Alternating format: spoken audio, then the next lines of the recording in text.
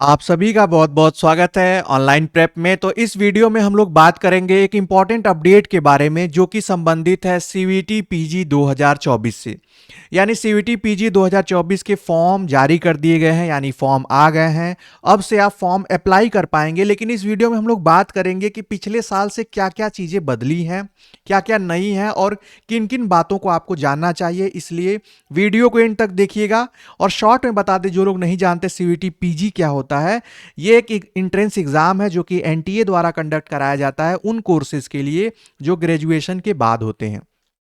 अगर आपको ग्रेजुएशन के बाद के कोई भी कोर्स करने हैं और सेंट्रल यूनिवर्सिटी से करना है तो आपको ये एग्जाम पास करना पड़ेगा। जैसे आपको एलएलबी है, एमए, एमएससी, बीएड, एमकॉम, जितने भी कोर्सेज हैं, तो ये शॉर्ट में इसके बारे में है।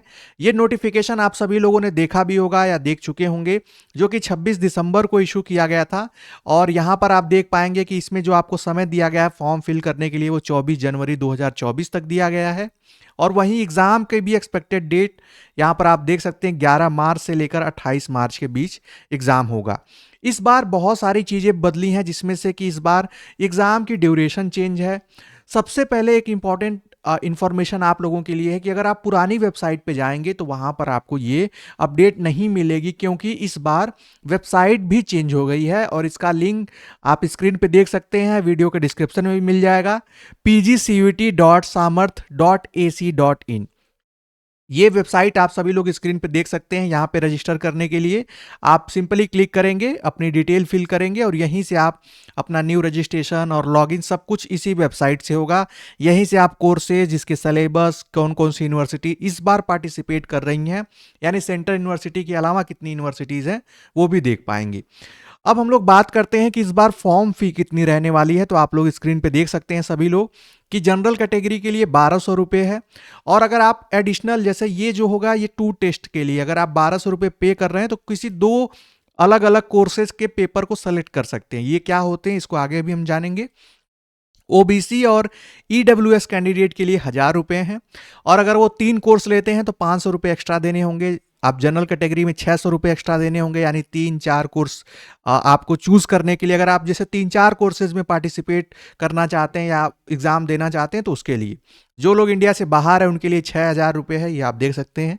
SC ST कैटेगरी के लिए 900 है, एडिशनल के लिए 500। और PWBD जो भी बेंचमार्क डिसेबिलिटी वाले स्टूडेंट्स हैं, PH स्टूडेंट हैं, उनके लिए 800 रुपये फॉर्म फी है। अब नीचे आते हैं, हम लोग देखते हैं क्या क्या इस बार चेंजेस हैं। सबसे पहले आप देखेंगे यहाँ पर कि जो चीज़ें सिमिलर है पिछले साल से, ये एग्ज़ाम पूरी तरीके से सीबीटी मोड में कराया जाएगा, यहाँ पर आप देख सकते हैं। और जो दूसरा स्ट्रक्चर को लेकर जो बात आ रही है क्वेश्चन पेपर में, तो वो यहाँ पर आप सभी लोग ध्यान से समझ लीजिएगा कि एक कैंडिडेट जो है वो मैक्सिमम 4 क्वेश्चन पेपर सेलेक्ट कर सकता है। यानी 4 क्वेश्चन पेपर क्या होंगे, यानी कि आप जैसे मान लीजिए आपने एक एमए का एग्जाम दिया, आपने एमएससी का भी किसी कोर्स का दे दिया, एलएलबी का दे दिया और बीएड का दे दिया।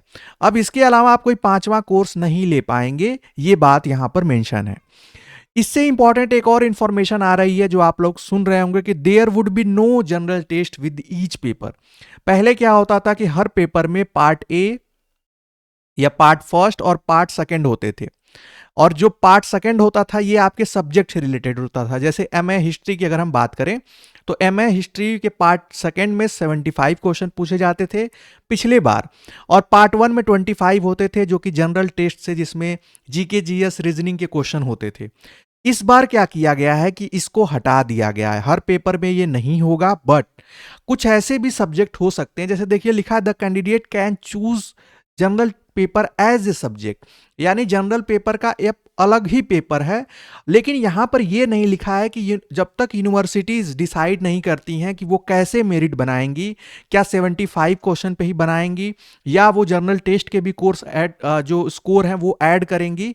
तो इसके लिए हमें उनके बुलेटिन, यानी उनका जो इन्फॉर्मेशन बुलेटिन है हर यूनिवर्सिटी का, जब तक वो नहीं आ जाता है तब तक ये कंफर्म नहीं होगा। और अगला परिवर्तन ये है कि आपकी एग्जाम अब 2 घंटे की बजाय आप देख सकते हैं 105 मिनट, यानी 1 घंटे और 45 मिनट के पेपर होंगे। और इसमें टोटल आप 75 क्वेश्चन होंगे। जैसा मैंने बताया कि आप सिर्फ पार्ट बी जो था पिछले साल, अब वही एक पेपर आपका होगा subject wise, course paper wise. और यहाँ पर आपको ये पेपर जो होंगे ये बाइलिंगुअल होंगे, जो आपके एमटेक या हायर कुछ साइंस के पेपर है वो सिर्फ इंग्लिश में रहेंगे। ये बात यहाँ पर डिटेल में दी गई है। ये है एक साइड आप यहाँ पर देख पाएंगे, ये है कोर्स कोड, ये है सब्जेक्ट। जैसे एक एग्जांपल बताऊं, अगर आप किसी जैसे अप्लाइड ज्योग्राफी आप एमएससी एमए करना चाहते हैं तो उसके लिए कोर्स क्या होगा, COQP02। जैसे बीएड के लिए पिछले बार की तरह है COQP03 जो है ये कॉमन बीएड है, बाकी ये BHU DU और कुछ और यूनिवर्सिटी जो इस बार पार्टिसिपेट होंगी उनके लिए जो स्ट्रीम वाइज है ये आप देख सकते हैं। वहीं नीचे आप आए तो ये है आपका जनरल टेस्ट का जो अलग एज ए सब्जेक्ट इस बार माना जा रहा है 2024 से, वो यही कोर्स कोड है COQP11 और COQP12। तो ये जब यूनिवर्सिटीज़ का बुलेटिन आएगा तो मैं आपको वहाँ पर डिटेल में इसके बारे में इंफॉर्मेशन दूंगा। वहीं आप देख सकते हैं अगर आप लाइब्रेरी साइंस से MA करना चाहते हैं, LLM करना चाहते हैं तो ये कोर्स कोड आपको फॉर्म फिल करते समय अप्लाई करना होगा। वहीं अगर आप MA English, MA Hindi, MA Sanskrit, Bengali, Chinese, French, ये सब जो सब्जेक्ट हैं ये सब PG के सब्जेक्ट हैं और इनके सामने ये कोर्स कोड है और इनके अलग अलग सलेबस होंगे, ये आप जानते ही हैं। और अगर आप नीचे आए तो ये जितने भी कोर्सेज हैं ये सारे कोर्सेज CVT PG के ही कोर्सेज हैं और आपको ये डिसाइड करना होगा कि कौन सी यूनिवर्सिटी में कौन सा पेपर कोड पे एडमिशन होता है। और मार्किंग स्कीम की बात करें तो ये आपके एक क्वेश्चन जो होगा 4 मार्क्स, पिछले साल भी ऐसा था, 1 question is equal to 4 marks, और आपकी माइनस मार्किंग -1 की है, तो ये आप सभी लोग ध्यान रखिएगा। वहीं अगर हम नीचे आए तो यहाँ पर देखिए एज लिमिट की कोई ऐसा बाउंडेशन नहीं है, यानी कोई ऐसा लिमिटेशन नहीं है एज की, लेकिन यूनिवर्सिटीज़ अपना अलग अलग क्राइटेरिया, एज क्राइटेरिया भी बना सकती हैं या बनाती हैं। इसलिए बहुत ज़रूरी है कि जब भी आप फॉर्म अप्लाई करें, जैसे एक एग्जांपल बताऊं, अगर आप BHU के लिए किसी कोर्स के लिए फॉर्म अप्लाई करना चाहते हैं तो जब तक BHU का बुलेटिन नहीं आ जाता है, BHU का ऑफिशियल इंफॉर्मेशन नहीं आ जाती है कि वो किस तरीके से कोर्स, कौन कौन से पेपर कोड से इसमें एडमिशन लेंगे जिस कोर्स में आप चाहते हैं, कैसे कोर्स जो स्कोर है उसको ऐड करेंगे, कैसे मेरिट बनाएंगे, तब तक आप थोड़ा सा रुक कर फॉर्म को अप्लाई करेंगे तो ज़्यादा बेहतर होगा।